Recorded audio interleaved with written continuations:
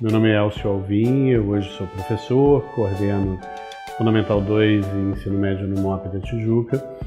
E hoje vou dar um depoimento sobre um professor, uma pessoa que marcou a minha história pessoal e que certamente influenciou na minha escolha profissional. Eu vou começar com uma queixa. Eu adoraria falar de alguns, não só de um. Tive alguns professores que marcaram a minha história, a minha vida, a começar pelo meu próprio pai, que era professor e que certamente me influenciou muito.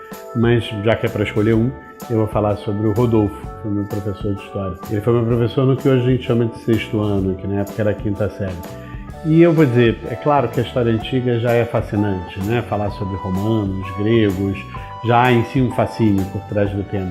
Mas eu me lembro que ele era o avesso do showman, o avesso daquilo que a gente considera o professor espetáculo. Ele não fazia grandes gestos, ele dava aula sentado, mas ele contava a história, ele narrava a história como se fosse de fato algo acontecido, vivido, experimentado, e ele narrava com uma vividez, com uma experiência, com algo tão profundo que levava a gente a de fato viajar no tempo.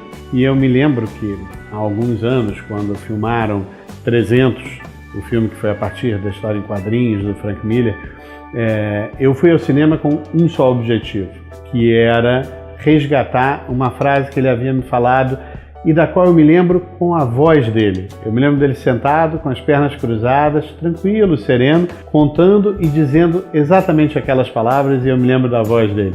E quando eu fui ao cinema, eu me lembro de ter me comovido, de ter ficado emocionado, porque também no cinema a frase era a mesma. Era o encontro do emissário dos Xerxes com o Leônidas.